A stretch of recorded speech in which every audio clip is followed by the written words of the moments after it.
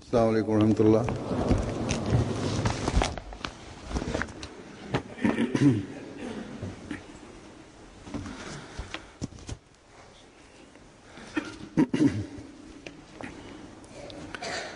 أشهد أن لا إله إلا الله وحده لا شريك له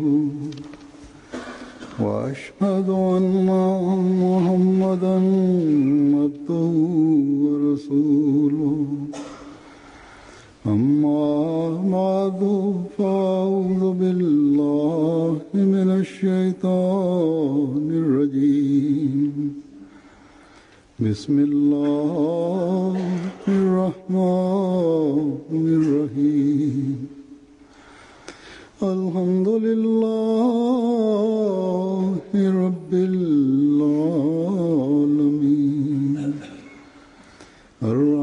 الرحمن الرحيم مالك يوم الدين إياك نعبد وإياك نستعين اهدنا الصراط المستقيم صراط الذين أنعمت عليهم غير المغضوب عليهم ولا الضالين.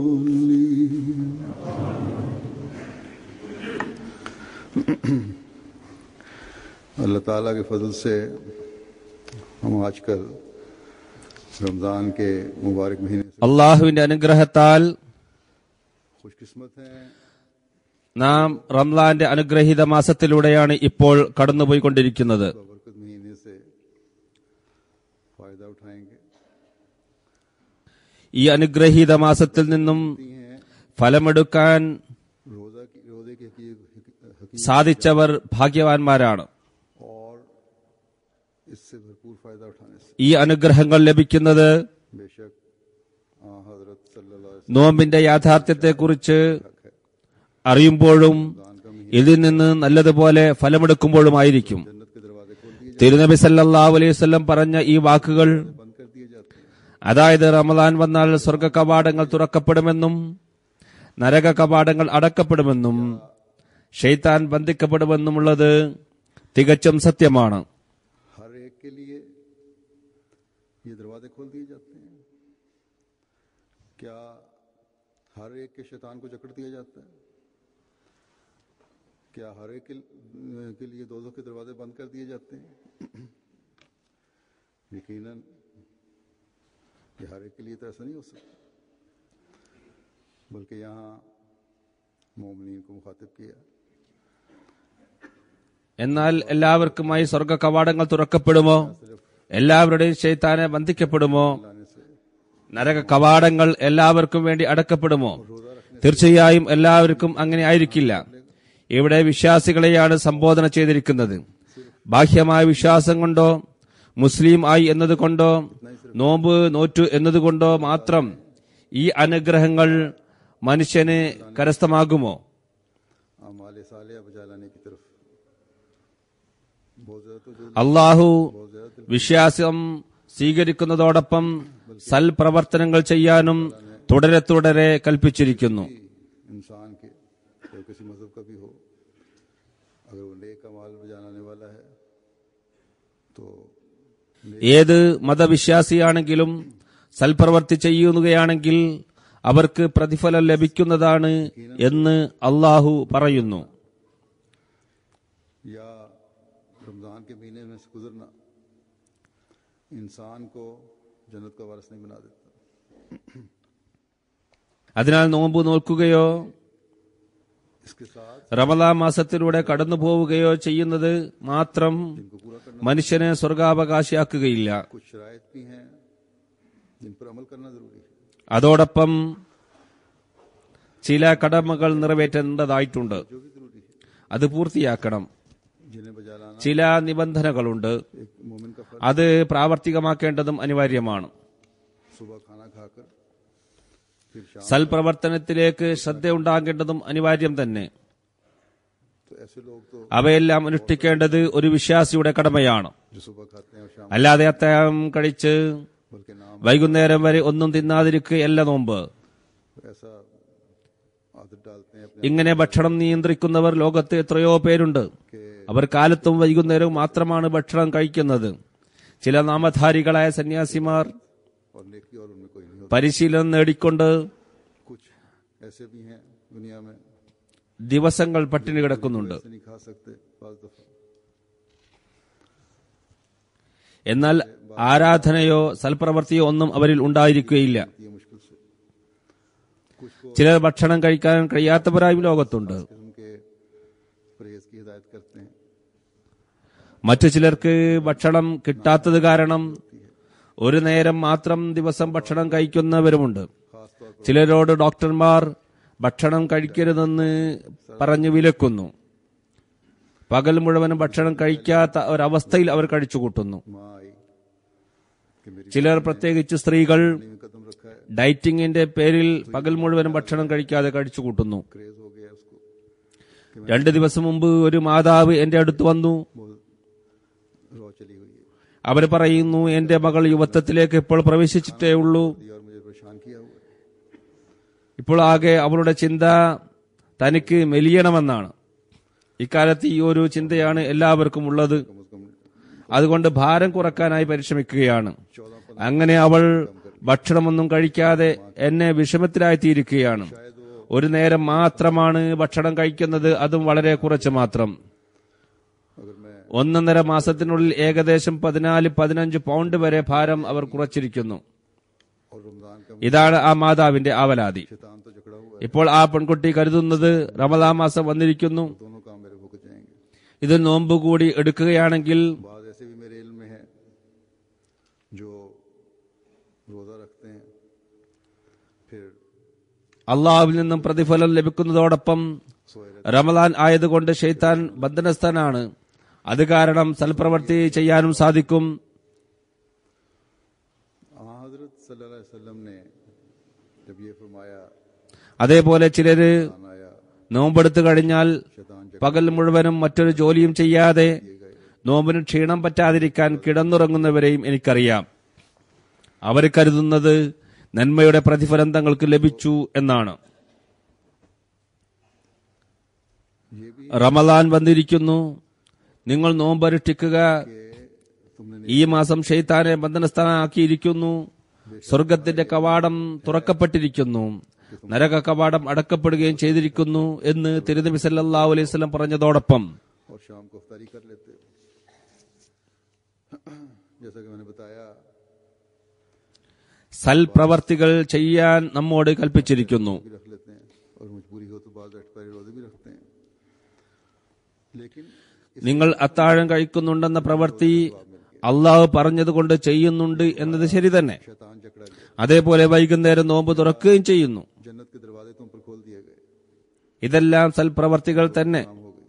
ചിലർ ദിവസം മുഴുവനും നോമ്പ് എടുക്കുന്നവരുമുണ്ടെന്ന് ഞാൻ പറയുകയുണ്ടായി. फैज എന്നാൽ നോമ്പ് കൊണ്ട് ലഭിക്കേണ്ട എല്ലാ പ്രതിഫലവും ഇത് മുഖേന ലഭിക്കുമെന്ന് നിങ്ങൾ കരുതരുത്. അതല്ലെങ്കിൽ നിങ്ങളുടെ ശൈത്താൻ ഇത് മുഖേന ബന്ധിക്കപ്പെടുന്നതാണെന്നും കരുതരുത്. അതുമല്ലെങ്കിൽ സ്വർഗ കവാടങ്ങൾ നിങ്ങൾക്കായി തുറക്കപ്പെട്ടു എന്നും ധരിക്കരുത്. നരകം നിങ്ങൾക്ക് നിഷിദ്ധമാണെന്നും കരുതരുത്. റമദാൻ മാസത്തിൽ ഇതിൽ നിന്നും ഫലമെടുക്കുന്നവർ സൽപ്രവർത്തികൾ കൂടി ചെയ്യുന്നവരാണ്. ये भी फरमाया सल्लम ने कि जो ईमान की हालत में और अपना मुहासबा करता അള്ളാഹുവിന്റെ ഭയം है उसका रोजा कबूल ഹൃദയത്തിൽ സ്ഥാപിച്ചുകൊണ്ട് വ്രതമനുഷ്ഠിക്കുകയും അതോടൊപ്പം തന്റെ സർവപ്രവർത്തികളും ദൈവപ്രീതിക്കനുഗുണമായി ചെയ്യുകയും ചെയ്യുമ്പോഴാണ് അതിൽ നിന്നും ഫലം കരസ്ഥമാകുക. जहाँ തിരുനബി സല്ലല്ലാഹു അലൈഹി വസല്ലം മറ്റൊന്ന് പറഞ്ഞത്, വിശ്വാസത്തിന്റെ അവസ്ഥയിൽ ആത്മപരിശോധന നടത്തിക്കൊണ്ട് ആരാണോ വ്രതമനുഷ്ഠിക്കുന്നത് അവരുടെ വ്രതമാണ് സ്വീകരിക്കപ്പെടുന്നത്, അവർക്ക് സ്വർഗം സമീപസ്ഥമാക്കപ്പെടുന്നതാണ്, അവരുടെ ശൈത്താൻ ബന്ധനസ്ഥനാക്കപ്പെടുന്നതാണ്. एक मोमिन को तवज्जो दिलाएगा। അതിനാൽ നോമ്പ് നമ്മെ നന്മ പ്രവർത്തിക്കുന്ന കാര്യത്തിൽ മുമ്പത്തേക്കാളുപരി ശ്രദ്ധ ക്ഷണിക്കുന്നതോടൊപ്പം के मयार भी बुलंद करने की कोशिश करेगा, सिर्फ फराइज की तरफ तवज्जो नहीं देगा। തിന്മയിൽ നിന്നും വിട്ടുനിൽക്കാൻ ഒരു വിശ്വാസിയെ പ്രേരിപ്പിക്കുന്നത് കൂടിയായിരിക്കും. नवाफिल की तरफ भी तवज्जो होगी। അതിനുവേണ്ടി അവൻ പരിശ്രമിക്കുന്നതാണ്. की अदायगी का भी भरपूर हक अदा ഒരു വിശ്വാസി एक मोमिन की कोशिश करने തന്റെ ആരാധനയുടെ നിലവാരം ഉയർത്താനും പരിശ്രമിക്കുന്നതാണ്. की तरफ भी तवज्जो होगी। വെറും ഫർളുകൾ മാത്രം അനുഷ്ഠിക്കുന്നതിൽ ശ്രദ്ധിക്കാതെ നഫലുകളിലേക്കും हक अदा അവന് ശ്രദ്ധയുണ്ടായിരിക്കും. भरपूर कोशिश होगी। അതും അതർഹിക്കും വിധം അനുഷ്ഠിക്കാൻ ഒരു വിശ്വാസി പരിശ്രമിക്കുന്നതാണ്. സൃഷ്ടികളോടുള്ള കടമ നിറവേറ്റുന്നതിലേക്ക്, हजरत ധനത്യാഗത്തിലേക്കും आयत में आता है ദരിദ്രരുടെ അവകാശങ്ങൾ നിറവേറ്റുന്നതിലേക്കും അവൻ പൂർണ്ണമായും ശ്രദ്ധിക്കുന്നതായിരിക്കും. इंतहा सदका और खैरात करते थे, कुर्बानी देते थे, और इस तरह फरमाते थे ये कुर्बानी और ये അപ്പോൾ മാത്രമേ റമദാൻ മാസത്തെ പൂർണ്ണമായും പ്രയോജനപ്പെടുത്തുന്നവനായി അവൻ മാറുകയുള്ളൂ. ധനത്യാഗത്തെക്കുറിച്ച് പറയുകയാണെങ്കിൽ തിരുനബി സല്ലല്ലാഹു അലൈഹി വസല്ലം റമദാനിൽ ഒഴിച്ചുള്ള മറ്റു മാസങ്ങളിലും വർഷം മുഴുവനും നിർലോഭമായ രീതിയിൽ ധനത്യാഗം ചെയ്യാറുണ്ടായിരുന്നു. अपनी മറ്റുള്ളവരെ से भी ऊपर निकल जाते വളരെ കൂടുതൽ സഹായിച്ചിരുന്നു. सल्लल्लाहु अलैहि वसल्लम की इबादत ആർക്കും തന്നെ തിരുനബി സല്ലല്ലാഹു അലൈഹി വസല്ലമയോളം എത്താൻ സാധിച്ചിരുന്നില്ല. എന്നാൽ റമദാൻ മാസത്തിൽ പറയപ്പെടുന്നത് ശക്തമായ കാറ്റ് വീശുന്ന വേഗത്തിലായിരുന്നു തിരുമേനി ധനം ആവശ്യക്കാർക്ക് വിതരണം ചെയ്തിരുന്നത് എന്നാണ്. कुछ किए सब कुछ मिल गया। सिर्फ इस बात पर ആരാധനയുടെ നിലവാരവും ഈ മാസം അതിന്റെ സീമകളെ ലംഘിച്ചിരുന്നു. तो जो दिलाते हुए തിരുനബി സല്ലല്ലാഹു അലൈഹി വസല്ലമയുടെ ആരാധനക്ക് പൊതുവിൽ തന്നെ ഒരു സീമയും ഇല്ലായിരുന്നു. किस तरह उठा തിരുനബി സല്ലല്ലാഹു അലൈഹി വസല്ലം നമ്മോട് പറഞ്ഞത്, हैं कि जो शख्स एक जगह റമദാൻ വന്നു, में आता है फरमाया അതിലൊന്നും ചെയ്യാതെ എല്ലാം നേടാൻ സാധിക്കും എന്ന് ധരിക്കേണ്ട, बताई, നോമ്പെടുത്തു എല്ലാമായി എന്ന് കരുതണ്ട എന്നാണ്. और इस बात की तरफ खासतौर पर मैं तवज्जो दिलाना चाहता हूँ, ये भी फरमाया आपने कि जो शख्स झूठ ഇതിൽ നിന്നും എങ്ങനെ ഫലമെടുക്കാൻ സാധിക്കും झूठ पर अमल करने से नहीं रुकता, എന്നതിനെക്കുറിച്ച് ഒരു റിവായത്തിൽ വരുന്നു. उसका भूखा प्यासा रहने की कोई जरूरत नहीं। यानी ആദ്യം ഞാൻ പറഞ്ഞിരുന്നത് വിശ്വാസവും അതോടൊപ്പം ആത്മപരിശോധനയും നടത്തിക്കൊണ്ട് നോമ്പെടുക്കുക എന്നതാണ്. नहीं हो जाना चाहिए। തിരുനബി സല്ലല്ലാഹു അലൈഹി വസല്ലം പറഞ്ഞ മറ്റൊരു കാര്യത്തിലേക്ക് നിങ്ങളുടെ ശ്രദ്ധ ക്ഷണിക്കാനാണ് ഞാൻ ആഗ്രഹിക്കുന്നത്. പറയുന്നു, കളവ് പറയുകയും കളവ് പ്രവർത്തിക്കുകയും ചെയ്യുന്നതിൽ നിന്നും ആരാണോ വിട്ടുനിൽക്കാത്തത് അവർ വിശപ്പും ദാഹവും സഹിച്ചു നിൽക്കുന്നത് കൊണ്ട് അള്ളാഹുവിനൊരു ആവശ്യമില്ല. അങ്ങനെയുള്ള നോമ്പ് വ്യർത്ഥമാണ്. അതിനാൽ ശൈത്താൻ ബന്ധനസ്ഥനാണെന്നതിൽ നാം സന്തോഷിച്ചിരുന്നാൽ പോരാ, നോമ്പിന്റെ നിലവാരം ഉയർത്തുകയും छोटी सी അതിന്റെ കടമ നിറവേറ്റാൻ ശ്രമിക്കുകയും വേണ്ടതാണ്. बड़ी बुराई तक की तरफ तवज्जो दिला दी। കളവ് പറയുന്നവർക്കും हजरत കളവ് പ്രവർത്തിക്കുന്നവർക്കും एक शख्स को हर हालत നോമ്പില്ല എന്ന് തിരുനബി സല്ലല്ലാഹു അലൈഹി വസല്ലം പറയുകയുണ്ടായി. उसे ഈ വചനത്തിൽ तमाम कमजोरियों ചെറിയ ചെറിയ തിന്മകൾ മുതൽ और गुनाहों വലിയ വലിയ തിന്മകളിലേക്ക് വരെ നമ്മുടെ ശ്രദ്ധ ക്ഷണിച്ചിരിക്കുകയാണ്. की मिसालें തിരുനബി സല്ലല്ലാഹു അലൈഹി വസല്ലം तमाम ഒരാളോട് और रूहानी ഏതവസ്ഥയിലും സത്യത്തിൽ അടിയുറച്ചു നിൽക്കണമെന്ന് പറഞ്ഞുകൊണ്ട് पर कायम रहना है। അദ്ദേഹത്തെ നാനാതരം തിന്മകളിൽ നിന്നും ബലഹീനതകളിൽ നിന്നും രക്ഷപ്പെടുത്തിയിരുന്നു. और फिर ये भी സത്യത്തിൽ നിലനിൽക്കുന്നതാണെന്ന് പ്രതിജ്ഞയോടെ झूठ को ആ വ്യക്തിയുടെ ധാർമ്മികവും ആത്മീയവുമായ എല്ലാ ന്യൂനതകളും ബലഹീനതകളും അകലുകയുണ്ടായി.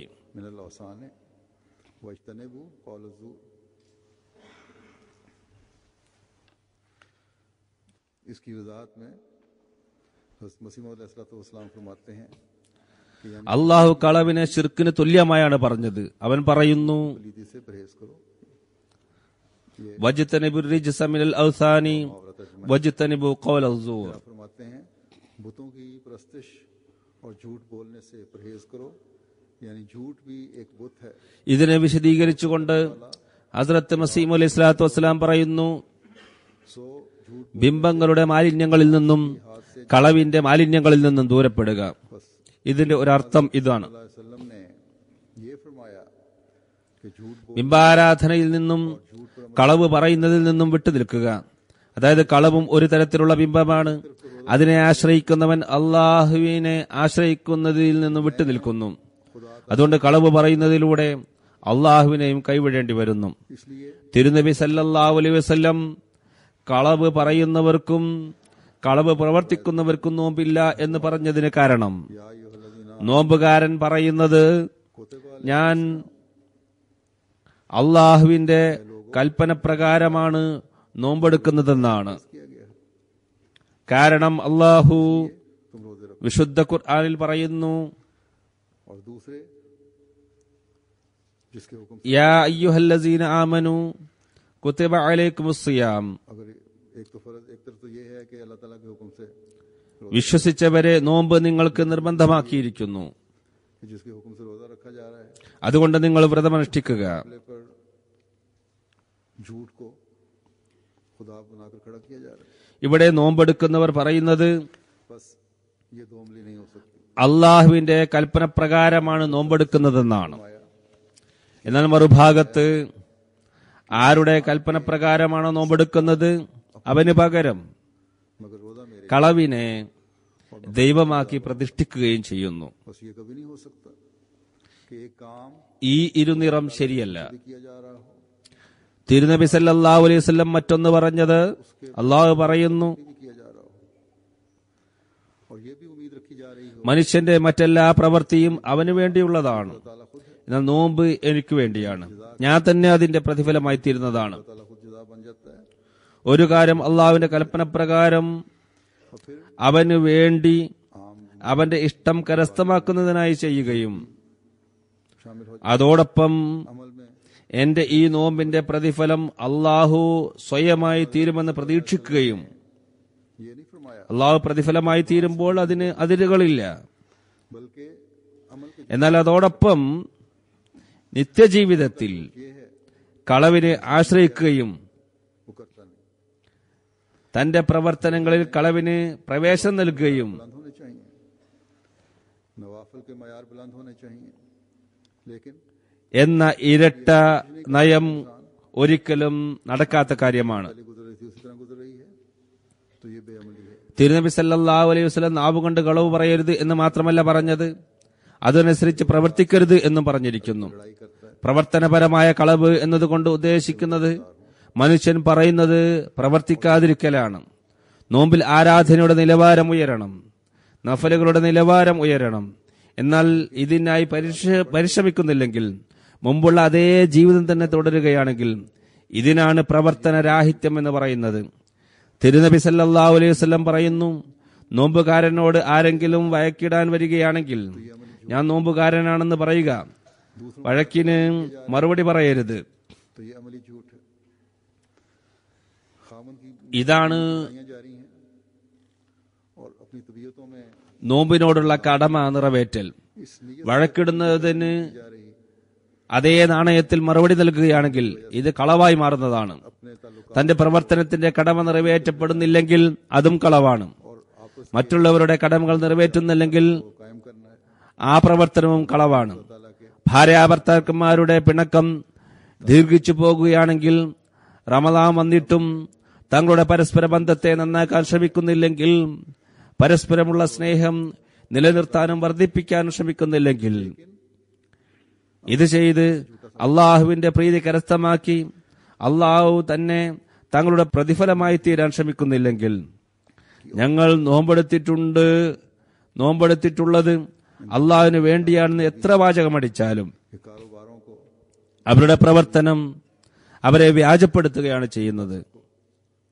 अपने दुनियावी പ്രവർത്തനത്തിലെ കളവിന് വിവിധ വശങ്ങളുണ്ട്. रोजे के बावजूद अपनी इबादत അതിന്റെ ഒരു പാരമ്യത എന്ന് പറയുന്നത് और नवाफिल തങ്ങളുടെ ജോലികൾക്കും कुरान करीम पढ़ने की तरफ तवज्जो पर फोकस दीजिए. ഭൗതികമായ ലക്ഷ്യങ്ങൾക്കും इससे തങ്ങളുടെ ഭൗതിക നേട്ടങ്ങൾക്കും बाज लोग നോമ്പെടുത്തിട്ടുകൂടി अपने मुनाफे തങ്ങളുടെ ആരാധനകളെക്കാളും ദൈവസ്മരണകളെക്കാളും നഫലുകൾ അനുഷ്ഠിക്കുന്നതിനേക്കാളും വിശുദ്ധ ഖുർആൻ പഠനത്തിനേക്കാളും എല്ലാം ശ്രേഷ്ഠത നൽകുക എന്നതാണ്. खुदा के मुकाबले ചിലർ തങ്ങളുടെ अहमियत ഭൗതിക നേട്ടത്തിനായി अमली തങ്ങളുടെ ബിസിനസ്സിൽ കളവ് പറയുന്നു. ये शिरक है। और आ हजरत सल्लल्लाहु अलैहि वसल्लम ने फरमाया कि ऐसे रोजेदार का रोजा മറ്റൊരു വിധത്തിൽ പറഞ്ഞാൽ फाका है। അള്ളാഹുവിനേക്കാളും പ്രാധാന്യം കളവിന് അവർ നൽകുന്നു. के नजदीक ചുരുക്കത്തിൽ പ്രവർത്തനപരവും വാചികവുമായ കളവ് ശിർക്കിൽപ്പെട്ടതാണ്. തിരുനബി സല്ലല്ലാഹു അലൈഹി വസല്ലം പറഞ്ഞത്, അങ്ങനെയുള്ളവരുടെ നോമ്പ് വെറും പട്ടിണി മാത്രമാണ്. जन्नत भी करीब कर दी जाती है, लेकिन उसके लिए അള്ളാഹുവിന്റെ പക്കൽ അതിനൊരു പ്രാധാന്യവുമില്ല. पाक तब्दीली पैदा करने की कोशिश। റമദാൻ തീർച്ചയായും വിപ്ലവത്തിന് കാരണമാകുന്നത് തന്നെയാണ്. ഇതിൽ ശൈത്താൻ ബന്ധിക്കപ്പെടുന്നു എന്നതും സത്യമാണ്. സ്വർഗം സമീപസ്ഥമാക്കപ്പെടുകയും ചെയ്യുന്നു. എന്നാൽ ആർക്ക്? തങ്ങളുടെ അവസ്ഥ हुकूमत को പവിത്രമാക്കാൻ ശ്രമിക്കുന്നവർക്ക്, की कोशिश करे തങ്ങളുടെ വാക്കും പ്രവൃത്തിയും അള്ളാഹുവിന്റെ പ്രീതിക്ക് അനുഗുണമാക്കാൻ ശ്രമിക്കുന്നവർക്ക്, और मग़फ़िरत അള്ളാഹുവിന്റെ സാമീപ്യം കരസ്ഥമാക്കാൻ ശ്രമിക്കുന്നവർക്ക്, कई गुना बढ़ जाती है। അള്ളാഹുവിന്റെ ഭരണം उससे भरपूर തങ്ങളിൽ നടപ്പിൽ വരുത്താൻ ശ്രമിക്കുന്നവർക്ക്, और अपने नफ्स के बुतों और झूठे खुदाओं को അള്ളാഹുവിന്റെ റഹ്മത്തും മഗ്ഫിറത്തും या जानते പൊറുക്കലും बाज़ दफ़ा സാധാരണ ताला के मुकाबले ദിവസങ്ങളെ അപേക്ഷിച്ച് ഈ ദിനങ്ങളിൽ പല മടങ്ങ് വർദ്ധിക്കുന്നു. അതിൽ നിന്നും കഴിയുന്നത്ര ഫലമെടുക്കുക.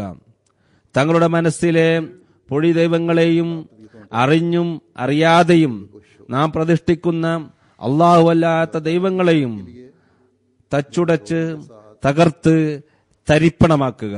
बातों के मयार हासिल करना जरूरी है। അപ്പോഴാണ് ഒരു വിപ്ലവം നമ്മൾ ഉണ്ടായിത്തീരുക. दावत करना, इस पर गौर करना जरूरी है।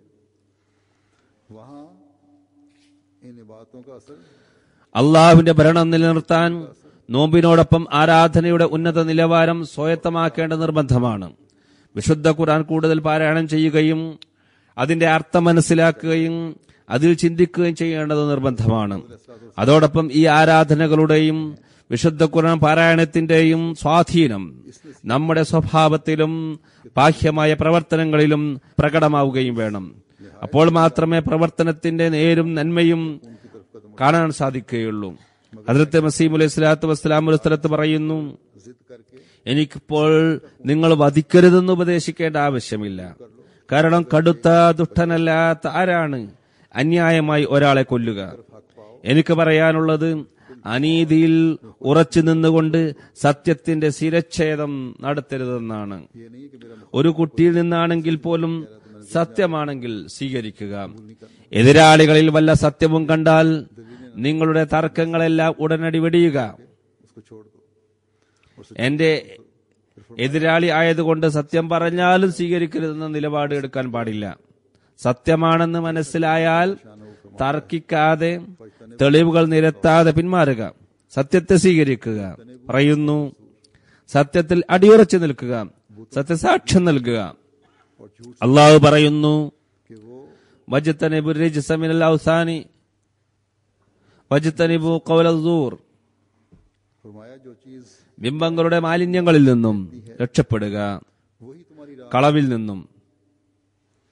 सच्ची गवाही दो अगर जो तुम्हारे बाप അത് ബിംബത്തിൽ നിന്നും കുറഞ്ഞതൊന്നുമല്ല. चाहिए നിങ്ങളുടെ സത്യത്തിൽ നിന്നും മുഖം തിരിപ്പിക്കുന്ന വസ്തുവാണ് നിങ്ങളുടെ മാർഗത്തിലെ ബിംബം. സത്യസാക്ഷ്യം നൽകുക. അത് നിങ്ങളുടെ പിതാക്കൾക്കെതിരിലോ സഹോദരന്മാർക്കെതിരിലോ സുഹൃത്തുക്കൾക്കെതിരിലോ ആയാലും ശരി, ഒരുവിധ ശത്രുതയും ഇതിന് തടസ്സമാകാതിരിക്കട്ടെ. എന്തുതന്നെയുള്ള ശത്രുതയാണെങ്കിലും നിങ്ങളുടെ സത്യസന്ധതയിൽ അതൊരു തടസ്സമായി നിൽക്കാൻ പാടില്ല. പറയുന്നു, നാവിന്റെ ഉപദ്രവം വളരെ അപകടകരമാണ്. അതുകൊണ്ട് മുത്തഖിയായ ഒരാൾ തന്റെ നാവിനെ വളരെയധികം നിയന്ത്രിക്കുന്നു. തഖ്വക്ക് വിരുദ്ധമായി ഒന്നും അയാളുടെ നാവിൽ നിന്നും വരില്ല. അതുകൊണ്ട് നിങ്ങൾ നിങ്ങളുടെ നാവിനെ നിയന്ത്രിക്കുക. നിങ്ങളുടെ നാവുകൾ നിങ്ങളെ നിയന്ത്രിക്കാതിരിക്കട്ടെ, അകതും ഇതും പുലമ്പാതിരിക്കട്ടെ.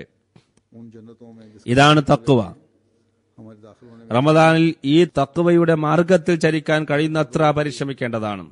അങ്ങനെ നമുക്ക് അള്ളാഹുവിന്റെ സാമീപ്യം കരസ്ഥമാക്കാൻ സാധിക്കുന്നതാണ്. മലർക്കയെ തുറന്നിട്ടിരിക്കുന്ന സ്വർഗത്തിൽ പ്രവേശിക്കുന്നത് നമുക്ക് എളുപ്പമായി തീരുന്നതുമാണ്. इस दर्द भरे पैगाम और नसीहत पर कितने अमल कर रहे हैं? നാം ഓരോരുത്തരും ഒരാത്മപരിശോധന നടത്തുകയാണെങ്കിൽ ये अपनी मानने वाले ഹദ്റത്ത് മസീഹ് അലൈഹി സ്വലാത്തു വസ്സലാമിന്റെ ഈ വേദനാ നിർഭരമായ ഉപദേശമനുസരിച്ച് പ്രവർത്തിക്കുന്നവർ എത്രമാത്രമുണ്ടെന്ന് മനസ്സിലാകുന്നതാണ്. ഇസാലെ ഔഹാം എന്ന പുസ്തകത്തിൽ തന്റെ അനുയായികൾക്കായി പ്രത്യേകം നൽകിയ ഉപദേശമാണിത്. हमारे यहाँ അതുകൊണ്ട് നമ്മിൽ ഓരോരുത്തരും നീതിയിൽ നിലനിന്നുകൊണ്ട് സത്യത്തെ ഗളച്ഛേദം ചെയ്യുന്നതിൽ നിന്നും രക്ഷപ്പെട്ടാൽ നമ്മുടെ വീടുകളിലുള്ള പ്രശ്നങ്ങൾ പരിഹരിക്കപ്പെടുന്നതാണ്. कम से कम സഹോദരന്മാർക്കിടയിലുള്ള പിണക്കങ്ങൾ ഇടയ്ക്കിടയ്ക്ക് ഉണ്ടാകാറുണ്ട്. അതിന്റെ കേസ് ഖസായിൽ വരാറുണ്ട്. അതും അകലുന്നതാണ്. ചുരുങ്ങിയ പക്ഷം അഹമ്മദി സൊസൈറ്റിയിൽ मसाइल पैदा होते हैं. ഇടപാടുകളുമായുള്ള പ്രശ്നങ്ങൾ പരിഹരിക്കപ്പെടുന്നതായിരിക്കും. इसलिए हज़रत मसीह अलैहिस्सलाम ने फरमाया ഈ പ്രശ്നങ്ങളെല്ലാം ഉണ്ടാകുന്നത് സത്യത്തിൽ അടിയുറച്ച് നിൽക്കാത്തത് കൊണ്ടാണ്, തങ്ങളുടെ അഹന്തക്ക് മുൻതൂക്കം നൽകുന്നത് കൊണ്ടാണ്. അതുകൊണ്ടാണ് ഹദ്റത്ത് മസീഹ് അലൈഹി സ്വലാത്തു വസ്സലാം പറഞ്ഞത്, നിങ്ങളുടെ സത്യത്തിന്റെ നിലവാരം ഉയർത്തുക. എത്രമാത്രമെന്നാൽ സത്യം ഒരു കുട്ടിയാണ് പറയുന്നതെങ്കിൽ പോലും അത് സ്വീകരിക്കുക. തന്മൂലം പല തിന്മകളിൽ നിന്നും രക്ഷപ്പെടാൻ സാധിക്കുന്നതാണ്. ये गरीब आदमी मुझे सच्ची बात बता रहा है. എന്നെ ചെറിയ കുട്ടിയല്ലേ ഉപദേശിക്കുന്നതെന്നോ, ഇവനാണോ എന്നെ സത്യത്തിലേക്ക് വഴികാട്ടുന്നതെന്നോ, आज दी फिर ഈ ദരിദ്രനാണോ എന്നോട് സത്യം പറയുന്നതെന്നോ ഉള്ള അഹങ്കാരത്തിന് തലപൊങ്ങിയില്ല. बस देखें सच्चाई की नेकी के साथ അതിനാൽ സത്യം സ്വീകരിക്കാനും വിനയം അനിവാര്യമാണ്. ഈ വിനയം എന്നത് അള്ളാഹുവിന് ഇഷ്ടമുള്ളൊരു നന്മയാണ്. और यही चीज जो है സത്യത്തിന്റെ നന്മ കാരണം എന്തെന്തെല്ലാം നന്മകളാണ് പിറവിയെടുക്കുന്നത് നോക്കുക. ഒരു നന്മയ്ക്ക് ശേഷം അടുത്ത നന്മ പിറന്നുകൊണ്ടിരിക്കുന്നു. ഈ കാര്യങ്ങളാണ് പിന്നീട് അള്ളാഹുവിന്റെ പ്രീതി കരസ്ഥമാക്കാൻ ഉതകുന്നതായിത്തീരുന്നത്. वो ये है कि जो चीज किबला है ഹദ്റത്ത് മസീഹ് അലൈഹി സ്വലാത്തു വസ്സലാം वो तुम्हारे നമുക്ക് നൽകിയ ഉപദേശത്തിൽ പ്രധാനപ്പെട്ടത് बस अगर हमने रमजान से भरपूर നിങ്ങളുടെ ലക്ഷ്യത്തിൽ നിന്നും മുഖം തിരിപ്പിക്കുന്ന പ്രവൃത്തി നിങ്ങളുടെ വഴിയിലുള്ള ബിംബമാണ് എന്നാണ്. दरवाजे बंद होने और जन्नत के दरवाजे खुलने से അതുകൊണ്ട് റമളാനിൽ നിന്നും तो हमें പൂർണ്ണമായും പ്രയോജനമെടുക്കണമെന്നുണ്ടെങ്കിൽ किबलों को भी दुरुस्त करना होगा. ഷെയ്ത്താനെ ബന്ധനസ്ഥനാക്കിയതിൽ നിന്നും, സ്വർഗം തുറക്കപ്പെട്ടതിൽ നിന്നും, നരകം അടക്കപ്പെട്ടതിൽ നിന്നും പൂർണ്ണമായും പ്രയോജനമടയണമെന്നുണ്ടെങ്കിൽ നമുക്ക് നമ്മുടെ സത്യത്തിന്റെ സ്ഥാനത്തെ ശരിപ്പെടുത്തേണ്ടതായി വരും. നമ്മുടെ ലക്ഷ്യം അള്ളാഹുവിലേക്കായാൽ മാത്രമേ അള്ളാഹുവിന്റെ ഈ അനുഗ്രഹത്തിൽ നിന്ന് നമുക്ക് പ്രയോജനമെടുക്കാൻ സാധിക്കുകയുള്ളൂ. कि इस इरशाद पर गौर करके റമളാന്റെ അനുഗ്രഹം കാരണമായി സ്വർഗത്തിന്റെ കവാടം നിങ്ങൾക്കായി ഞാൻ തുറന്നിട്ടുണ്ടെന്ന് അള്ളാഹു പറഞ്ഞതിൽ നിന്നും ഫലമെടുക്കാൻ സാധിക്കുകയുള്ളൂ. यार ऊंचे करो.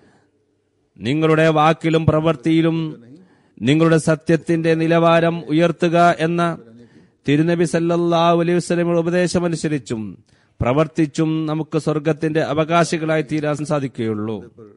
ഇതിലേക്ക് നിങ്ങൾ ശ്രദ്ധിക്കുന്നില്ലെങ്കിൽ നിങ്ങൾ പട്ടിണി കിടന്നതുകൊണ്ട് അള്ളാഹുവിന് ഒരാവശ്യവുമില്ല. किस्म की नेकियों के रास्ते बताकर ഇബാദത്തിന്റെയും നന്മയുടെയും വിവിധ മാർഗങ്ങൾ പറഞ്ഞു തന്നുകൊണ്ട് ഇതനുസരിച്ച് പ്രവർത്തിക്കുന്നവർക്ക് പാരിതോഷികം നൽകുക എന്നത് അള്ളാഹുവിന്റെ വലിയ ഒരു ഔദാര്യമാണ്. इनामों को हासिल करने की റമദാൻ മാസത്തിൽ तमाम हदूद को ही खत्म कर ഈ ഇബാദത്തുകളും നന്മകളും കാരണമായി इनामों का सिलसिला ഈ പാരിതോഷികങ്ങൾ കരസ്ഥമാക്കാനുള്ള और फरमाया है എല്ലാ അതിരുകളെയും എടുത്തു കളഞ്ഞിരിക്കുകയാണ്. कि जन्नतों में दाखिल हो जाओ. लेकिन याद रखो സമ്മാനങ്ങൾ കരസ്ഥമാക്കാനുള്ള അനന്തമായ മാർഗങ്ങൾ തുറന്നിട്ടിരിക്കുകയാണ്. പറയുന്നു, വരിക, रास्ता എന്റെ തൃപ്തിയുടെ സ്വർഗത്തിൽ പ്രവേശിക്കുക. എന്നാൽ ഓർക്കുക, की पैरवी करो. ഇതിൽ പ്രവേശിക്കാനായി तो जिस तरह വാക്കിലും പ്രവൃത്തിയിലും സത്യത്തെ സ്വീകരിക്കേണ്ടിയിരിക്കുന്നു. लगा होता है मेरी के ഈ ലക്ഷ്യത്തെ പിൻപറ്റുകയാണെങ്കിൽ सही जगह पर पहुंचोगे. वरना रमजान के बावजूद ഇക്കാലത്ത് എല്ലാ വണ്ടികളിലും നാവിഗേറ്റർ ഘടിപ്പിച്ചതുപോലെ ഈ നാവിഗേറ്റർ മുഖേന നിങ്ങൾ ലക്ഷ്യസ്ഥാനത്ത് എത്തിച്ചേരുന്നതാണ്. स्पीड नहीं होता, नई सड़कें बन जाती, नजर भी नहीं आ रही होती. बाज़ दफा दो रास्तों में से യഥാർത്ഥ സ്ഥാനത്ത് റമളാൻ മുഖേന എത്തിച്ചേരുന്നതാണ്.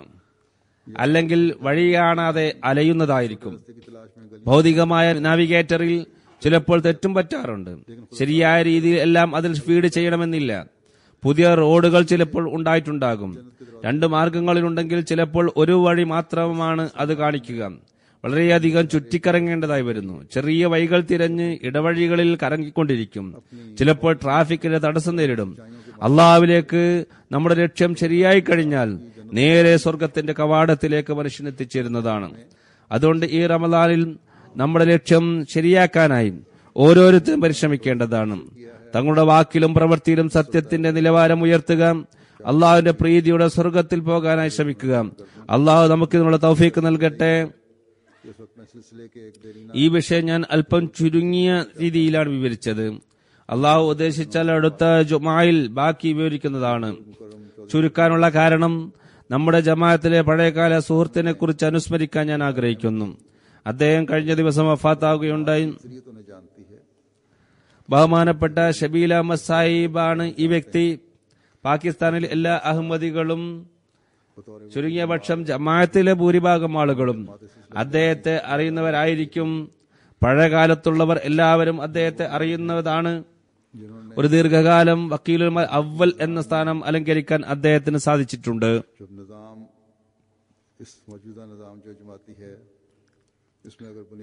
ജമാഅത്തിന്റെ ഇപ്പോഴുള്ള സംവിധാനത്തിന്റെ അടിസ്ഥാന ശിലയല്ലെങ്കിലും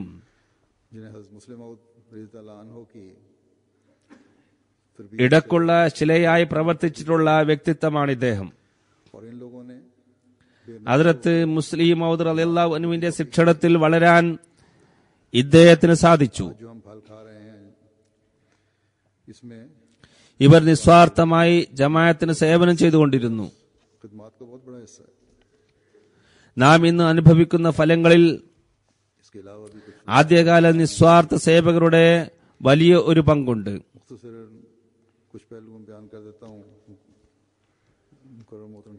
ഇദ്ദേഹത്തെ കൂടാതെ മറ്റു ചിലരെയും അനുസ്മരിക്കുന്നതാണ്.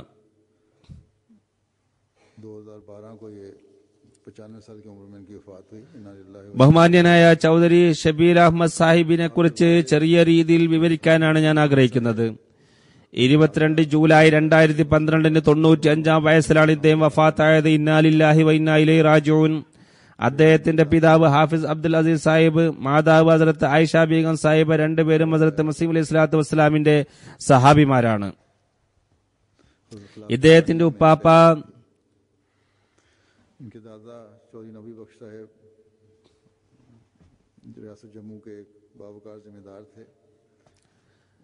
ഖലീഫത്തുൽ മസീഹ് സാനിയുടെ കാലത്താണ് ബൈഅത്ത് ചെയ്തത്. ഉപ്പാപ്പ നബി ബക്ഷ് സാഹിബ് ജമ്മുവിലെ ഭൂവുടമസ്ഥനായിരുന്നു. മുസ്ലിങ്ങളിൽ ചില നിയന്ത്രണങ്ങൾ ഏർപ്പെടുത്തിയത് കാരണം വിക്ടോറിയ രാജ്ഞിയുടെ കാലത്ത് തന്നെ ഹിജ്റത്ത് ചെയ്ത് സിയാൽകോട്ടിൽ വന്നു.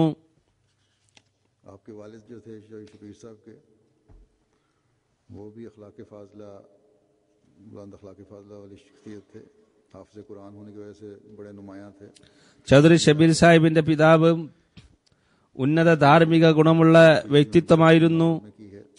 ഖുർആൻ പൂർണ്ണമായും മനഃപ്പാടമാക്കിയത് കാരണം തന്റെ പ്രദേശത്ത് അറിയപ്പെടുന്ന ആളായിരുന്നു.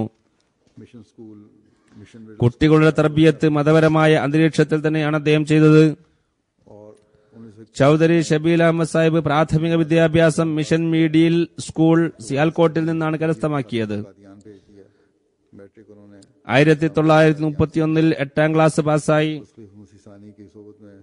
തുടർന്ന് തർബിയത്തിനായി പിതാവ് അദ്ദേഹത്തെ കാദിയാനിലേക്ക് അയച്ചു. മെട്രിക് തഅലീമുൽ ഇസ്ലാം സ്കൂൾ കാദിയാനിൽ നിന്നും കരസ്ഥമാക്കി. ഖലീഫത്തുൽ മസീഹ് സാനിയുടെ സഹവാസം ലഭിച്ചു. അതിൽ നിന്നും കുറെ ഫലമെടുത്തു. പദ്യപാരായണത്തിന് വലിയ താല്പര്യമുണ്ടായിരുന്നു. പല അവസരങ്ങളും അദ്ദേഹത്തിന് ലഭിച്ചിട്ടുണ്ട്. ആദ്യമായി സീറത്തുൻ നബി സമ്മേളനത്തിൽ കാദിയാനിൽ ഹദ്റത്ത് മുസ്ലിം മൗദ് റളിയല്ലാഹു തആല അൻഹുവിന്റെ പ്രസംഗത്തിന് മുമ്പേ പദ്യാലാപനം നടത്തി.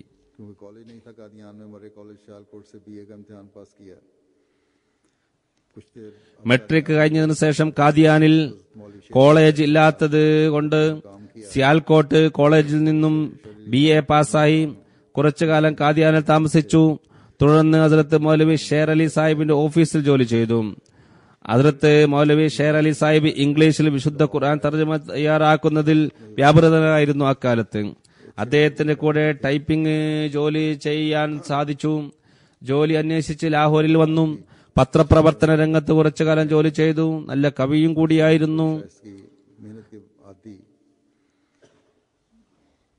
बहरहाल ये नेकी നല്ല ഈണത്തിൽ തന്റെ പദ്യങ്ങൾ ആലപിക്കാറുണ്ടായിരുന്നു. 1940 में मिलिट्री अकाउंट्स का इम्तिहान पास किया और ये मुंतखब हो गए और वहाँ 11 साल काम किया. लेकिन സംസാരത്തിൽ വളരെ പക്വതയും കഠിനാധ്വാനിയുമായിരുന്നു. നന്മയുടെ ഒരു സമ്മേളിത രൂപമായിരുന്നു. 1940 മിലിറ്ററി അക്കൗണ്ടിന്റെ പരീക്ഷ പാസായി. 11 വർഷം അവിടെ ജോലി ചെയ്തു. 1944 ജോലിക്കിടയിൽ തന്നെ ജമാഅത്തിന് വഖഫ് ചെയ്തിരുന്നു. ഹദ്റത്ത് മുസ്ലിം റളിയല്ലാഹു തആല അൻഹു 1950 അദ്ദേഹത്തെ വിളിപ്പിക്കുകയും സ്വന്തം തന്നെ ഇന്റർവ്യൂ നടത്തുകയും ചെയ്തു. തുടർന്ന് ജോലിയിൽ നിന്നും രാജിവെച്ച് റബ്ബയിൽ വന്നു. നായിബ് വക്കീലായും തുടർന്ന് 1960 വക്കീലുൽ മാൽ അവ്വലായി മരണം വരെ സേവനമനുഷ്ഠിക്കുകയും ചെയ്തു. 52 വർഷം വക്കീലുൽ മാൽ അവ്വലായി പ്രവർത്തിച്ചു.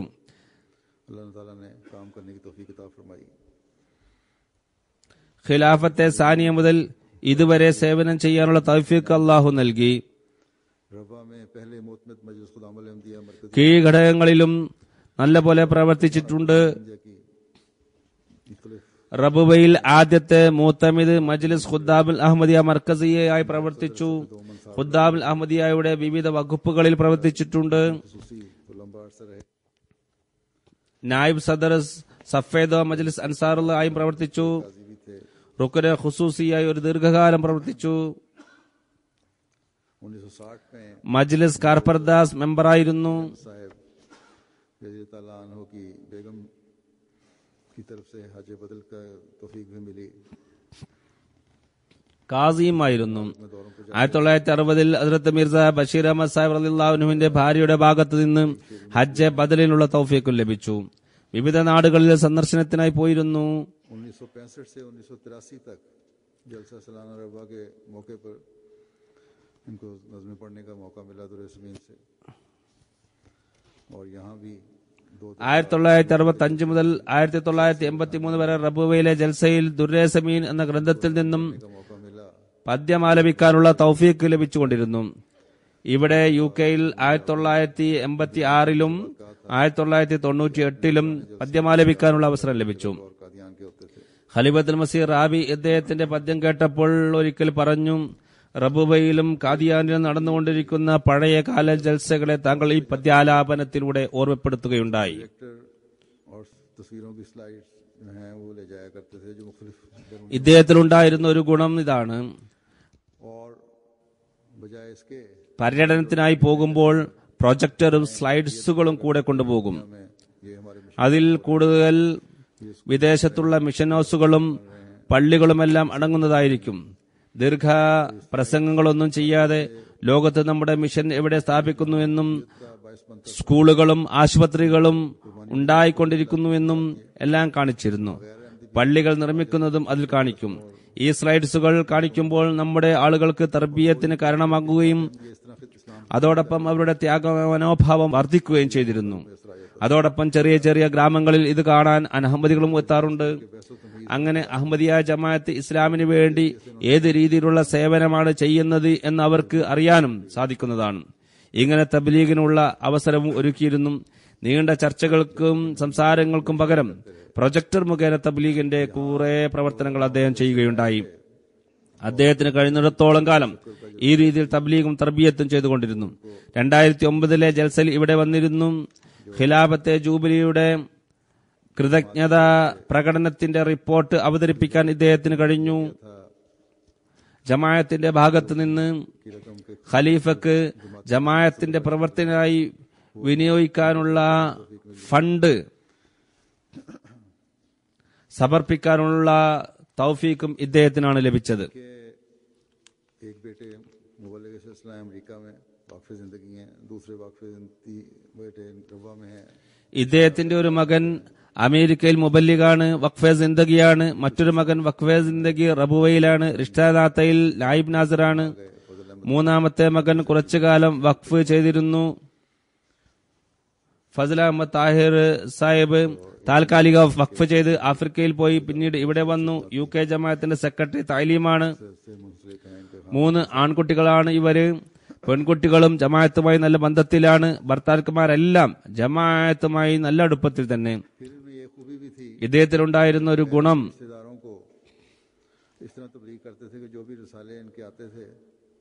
അനഹ്മദി ബന്ധുക്കളെ തബ്ലീഗ് ചെയ്തുകൊണ്ടിരുന്നു.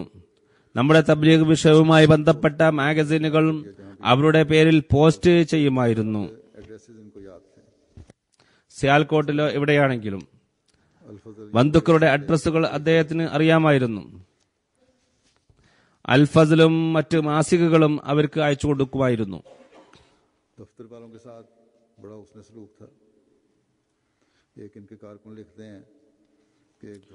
ഓഫീസിലുള്ളവരുമായി നല്ല രീതിയിലാണ് ബന്ധപ്പെട്ടിരുന്നത്. ഇദ്ദേഹത്തിന്റെ ഒരു ജോലിക്കാരൻ പറയുന്നു, ഇദ്ദേഹം പൊതുവിൽ സൈക്കിളിലാണ് ഓഫീസിൽ വരാറുള്ളത്. കൂടുതൽ രോഗിയായപ്പോൾ ഇദ്ദേഹത്തിന് കാറ് അയച്ചു കൊടുക്കണമെന്ന് ഞാൻ തന്നെയാണ് പറഞ്ഞത്. ഇതിനു മുമ്പും ഉപയോഗിച്ചിട്ടുണ്ടായിരിക്കാം. ഒരിക്കൽ ഇദ്ദേഹത്തെ കൊണ്ടുവരാനായി കാർ അയക്കാൻ വൈകിപ്പോയി. ഇദ്ദേഹം ദേഷ്യം പിടിക്കാതെ അദ്ദേഹത്തിന്റേതായ ശൈലിയിൽ അതിന് മറുപടി നൽകി. പൊതുവിൽ വളരെ മിതഭാഷിയായിരുന്നു, മയത്തോടാണ് സംസാരിക്കാറുള്ളത്. ജോലിക്കാരൻ പറയുന്നു, വണ്ടി വൈകാൻ കാരണം എന്താണെന്ന് ചോദിക്കാതെ ഒരു കവറിൽ അല്പം ബദാം ഇട്ട് കൊടുത്തയച്ചുകൊണ്ട് പറഞ്ഞു, ഇത് കഴിക്കുക, ഓർമ്മശക്തി വർദ്ധിക്കും. മകൾ പറയുന്നു, വീട്ടിലും കൂടുതൽ ഉപദേശിക്കാതെ തന്റെ പ്രവർത്തന മാതൃകയാണ് കാണിച്ചിരുന്നത്. അതുകണ്ട് ഞങ്ങൾ കാര്യങ്ങൾ മനസ്സിലാക്കി പ്രവർത്തിക്കും. ചില സന്ദർഭങ്ങളിൽ ഇസ്ലാഹ് വരുത്തുന്നതിനായി നല്ല കഥയും പറഞ്ഞു കേൾപ്പിക്കും. ഇദ്ദേഹത്തിന്റെ ഒരു മകൾ പറയുന്നു, രോഗശയ്യയിലായപ്പോൾ ഈ അവസാന നാളുകളിൽ അദ്ദേഹം പറഞ്ഞു, പദ്യം ഇറങ്ങിക്കൊണ്ടിരിക്കുകയാണ്, എഴുതി വെക്കുക.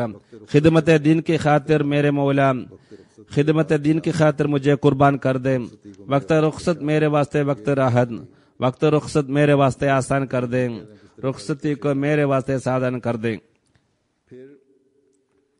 ഇതായിരുന്നു ഇദ്ദേഹത്തിന്റെ അവസാന പദ്യം.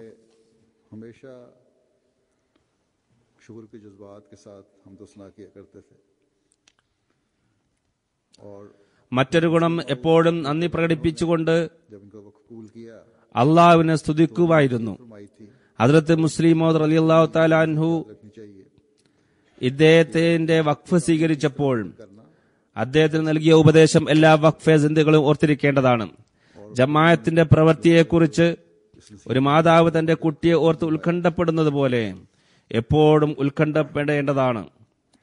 അദ്ദേഹം ഈ ഉപദേശം ശിരസാ വഹിക്കുകയും അത് ജീവിതത്തിലുടനീളം പ്രാവർത്തികമാക്കുകയും ചെയ്തു. രോഗിയായാലും വീട്ടിലെ ജോലികളായാലും ഭാര്യയെ പരിപാലിക്കുന്നതായാലും എല്ലാം മാറ്റിവെച്ച് മതപരമായ കാര്യം വന്നാൽ, പര്യടനത്തിന് പോകേണ്ടി വന്നാൽ, ഭാര്യ രോഗിയാണെങ്കിലും വീട്ടിൽ പ്രസവ സംബന്ധമായ പ്രശ്നങ്ങളുണ്ടെങ്കിലും എല്ലാം പറയാറ്, ഞാൻ അള്ളാഹുവിന്റെ ദീനിന്റെ കാര്യത്തിനാണ് പോകുന്നത്, അതുകൊണ്ട് എന്റെ ആവശ്യങ്ങൾ അള്ളാഹു നോക്കുന്നതാണ്. ശരിക്കും അള്ളാഹു ആവശ്യങ്ങളെല്ലാം നിറവേറ്റി കൊടുത്തിരുന്നു.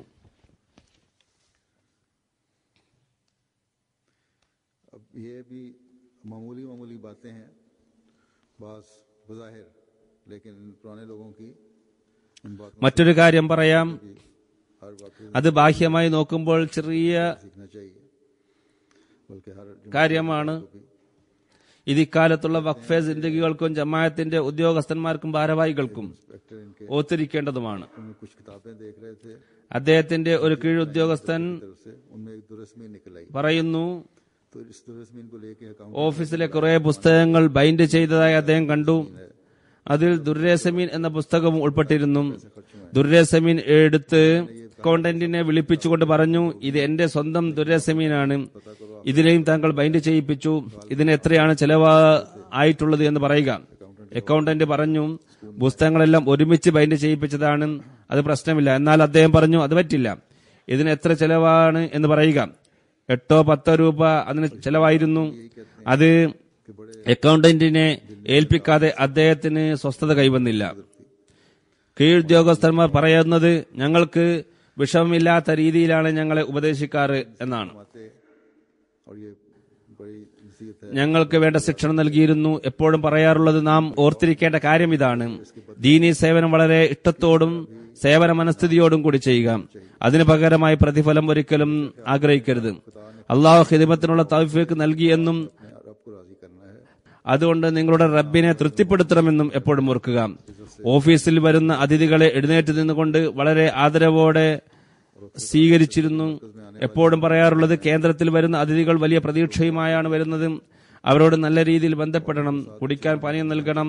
തന്റെ ജോലി വിട്ടുകൊണ്ട് അവരിലേക്ക് ശ്രദ്ധിച്ചിരുന്നു. എത്ര സമയം അതിനായി ചെലവഴിക്കേണ്ടി വന്നാലും ഓഫീസ് അടച്ചാൽ തന്നെയും അവരുടെ ജോലി പൂർത്തിയാക്കി കൊടുക്കാൻ ശ്രമിച്ചിരുന്നു. വല്ല ജോലിയും ചെയ്യാൻ കഴിയുന്നില്ലെങ്കിൽ അവരോട് പറയും, നിങ്ങളെ ഇതിനെക്കുറിച്ച് പിന്നീട് അറിയിക്കുന്നതാണ്.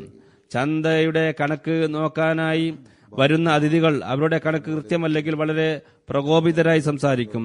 സെക്രട്ടറിയും ആളുകൾക്ക് ഇതറിയാവുന്നതാണ്. ഇദ്ദേഹത്തിന്റെ അടുത്ത് ആരെങ്കിലും ചൂടായി സംസാരിച്ചാലും മിണ്ടാതെ കേട്ടിരിക്കും. അവസാനം വന്നവർ തന്നെ നാണിച്ച് മാപ്പ് ചോദിക്കുന്ന അവസ്ഥ വരെ എത്താറുണ്ടായിരുന്നു. ഇതേപോലെ ജോലിക്കാരും കുട്ടികളോടും സദക്ക നൽകണമെന്നും പറയാറുണ്ടായിരുന്നു. ഇത് മുഖേന വിപത്ത് ദൂരപ്പെടുമെന്നും പറയും. ഖലീഫത്തുൽ മസീഹിന് കത്തെഴുതാനും പറയും.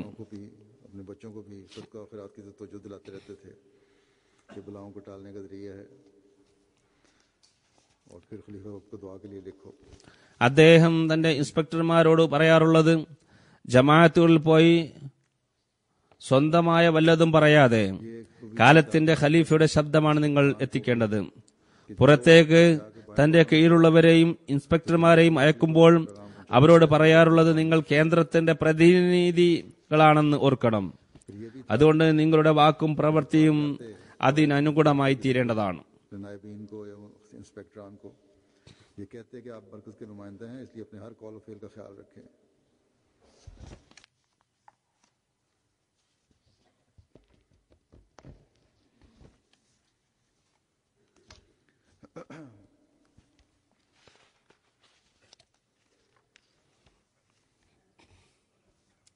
ചിലപ്പോൾ ഓഫീസിൽ അധികം സമയം കഴിച്ചു കൂട്ടേണ്ടതായി വരും. അപ്പോൾ ഓഫീസ് അടച്ചിട്ടുണ്ടാകും. കൂടെ ജോലി ചെയ്യുന്നവർക്ക് വിഷമം ഉണ്ടായേക്കാം. കാരണം സമയം കഴിഞ്ഞിട്ടും ഇവിടെ ഇരിക്കുകയാണ് എന്ന് ചിന്തിക്കാം. അതുകൊണ്ട് അദ്ദേഹം അവരോട് പറയാറുള്ളത്, ഞങ്ങൾ ഇവിടെ കൂടുതൽ ജോലി ചെയ്യുകയാണെന്ന് ചിന്തിക്കരുത്. ഇപ്പോൾ പോയവർ അവരുടെ സമയം പാഴാക്കുകയാണ്. നിങ്ങൾക്ക് ഇപ്പോൾ ഇവിടെ കൂടുതൽ സേവനത്തിലുള്ള തൗഫീഖ് അല്ലാഹു നൽകിയിരിക്കുകയാണ്. ദീനി സേവനത്തെ ഒരു ദൈവിക അനുഗ്രഹമായി കാണുന്നതിന്റെ ഒരു പ്രത്യക്ഷ ഉദാഹരണമാണിത്.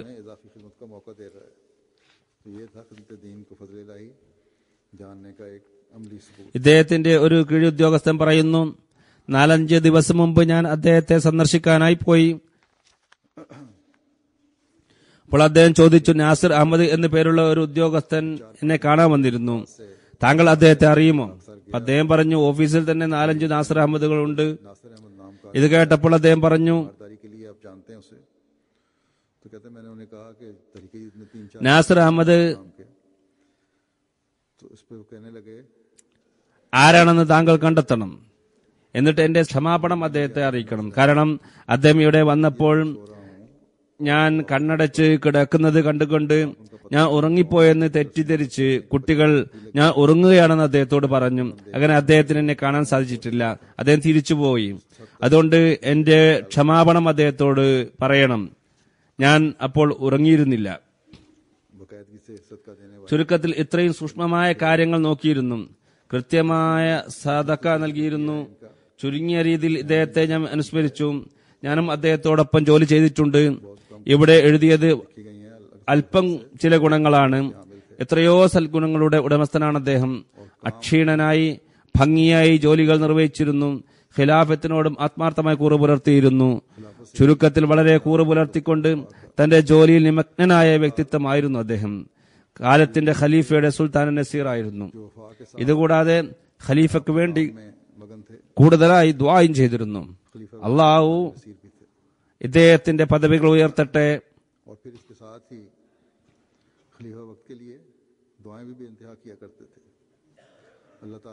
ഇങ്ങനെ പ്രവർത്തിക്കുന്ന ഉദ്യോഗസ്ഥരെ ജമാഅത്തിന് എപ്പോഴും ലഭിക്കുമാറാകട്ടെ.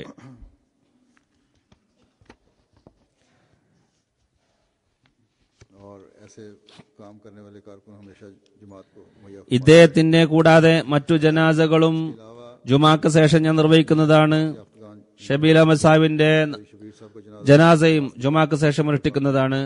जिनका मैं जिक्र करने लगा हूं, इनका भी जनाजा जुमे की नमाज के बाद ही मैं पढ़ाऊंगा. മക്ബൂൽ അഹമ്മദ് സഫർ സാഹിബ് മുറബി സിൽസിലയുടേതാണ് അടുത്തത്.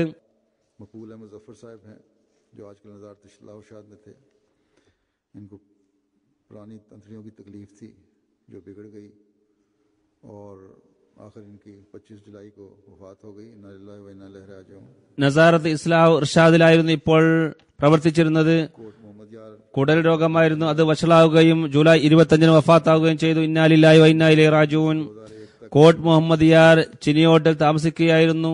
1997 മുതൽ 2001 വരെ അറബിയിൽ ഉപരിപഠനം നടത്തി. നസാറത്ത് ഇഷാഅത്തിൽ പ്രവർത്തിച്ചു. ജാമിയ അഹമ്മദിയയിൽ അറബി ടീച്ചറായി ജോലി ചെയ്തു. 2007 ഷാമിലേക്ക് പോയി അറബിയിൽ ഡിപ്ലോമ ചെയ്തു. ഹോമിയോപ്പതിയെക്കുറിച്ചും അറിയാമായിരുന്നു. തിരിച്ചു വന്നപ്പോൾ ഇസ്ലാഹ് ഇർഷാദ് മർക്കസിൽ നിയമിക്കപ്പെട്ടു. വിജ്ഞാനപ്രിയനായിരുന്നു. और बड़े इल्म दोस्त आदमी थे.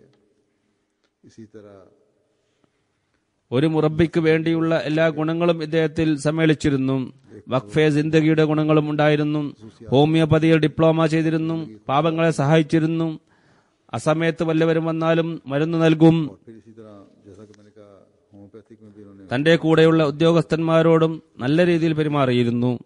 और बेवक्ती अगर कोई आ जाता था तो അള്ളാഹു ഇദ്ദേഹത്തിന്റെ പദവി ഉയർത്തട്ടെ.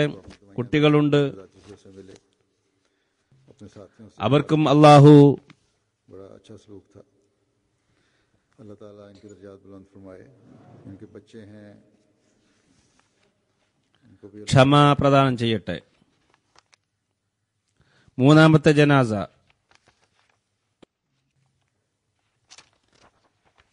सब्र और हौसला दे. दूसरा जनाजा है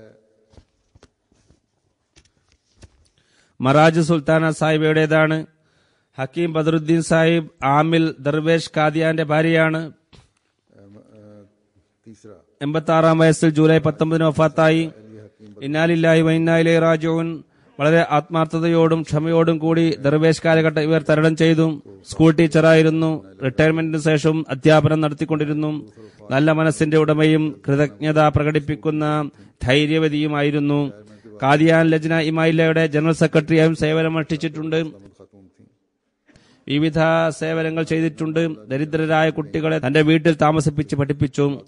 അള്ളാഹു ഇവരുടെ പദവികൾ ഉയർത്തട്ടെ.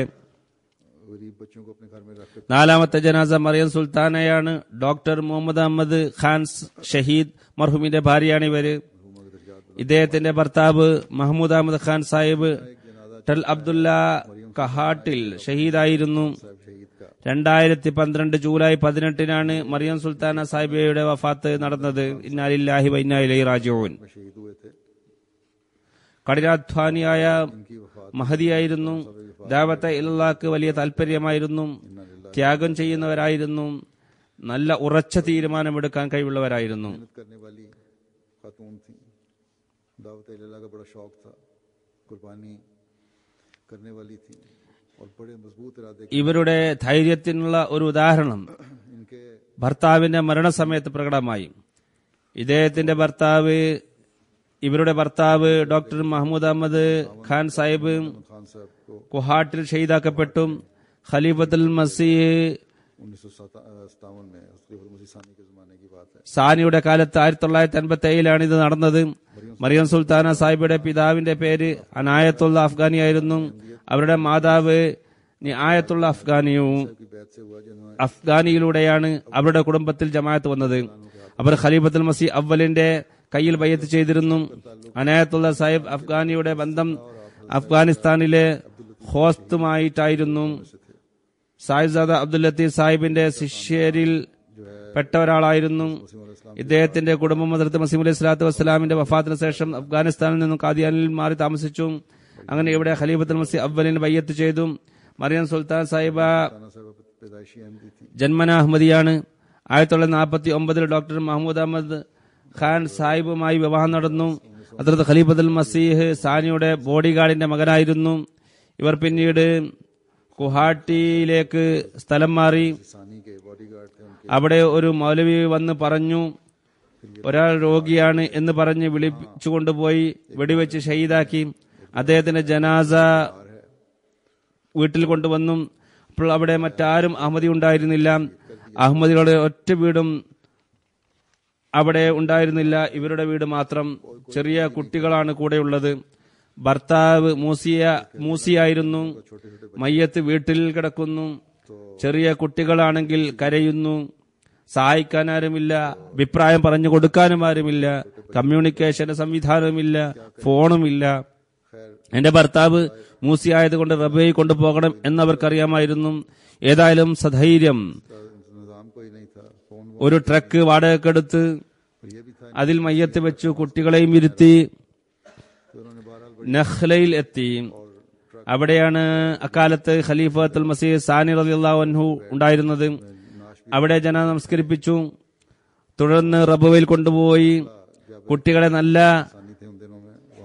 പ്രയാസപ്പെട്ട് തർബിയത്ത് നൽകി, പോറ്റി വളർത്തി, അവരെ പഠിപ്പിച്ചു.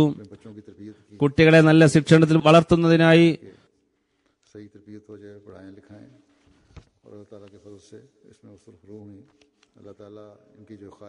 ആ ചുറ്റുപാടിൽ നിന്നും രക്ഷപ്പെടുത്തി കൊണ്ടുവന്നു. അള്ളാഹ് ഇവരും ഇവരുടെ സന്താനങ്ങളിൽ നിന്നും അഹമ്മദിയത്തിന്റെ സേവകരെ ഉണ്ടാക്കട്ടെ. അഹമ്മദീയത്തുമായി ആത്മാർത്ഥ ബന്ധപ്പെടുന്നവരിൽ ഇവരെ ഉൾപ്പെടുത്തട്ടെ. അള്ളാഹു ഇവരുടെയും പദവി ഉയർത്തുമാറാകട്ടെ. ഞാൻ പറഞ്ഞതുപോലെ ജുമാ നമസ്കാരത്തിന് ശേഷം ഇവരുടെ എല്ലാവരുടെയും ജനാസ നമസ്കരിപ്പിക്കുന്നതാണ്.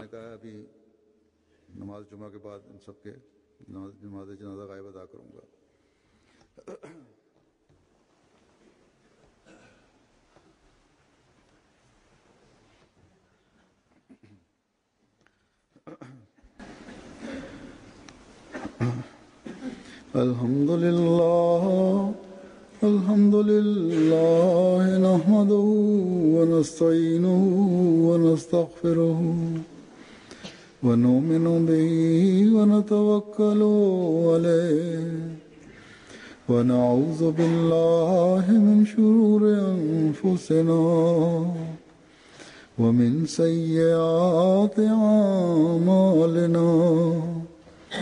من يهده الله فلا مضل له ومن يضلل فلا هادي له ونشهد أن لا إله إلا الله ونشهد أن محمدا عبده ورسوله. عباد الله رحمكم الله إن الله يأمر بالعدل والإحسان وإيتاء ذي القربى وينهى عن الفحشاء والمنكر والبغي يعظكم لعلكم تذكرون. اذكروا الله يذكركم وادعوه يستجب لكم ولذكر الله أكبر.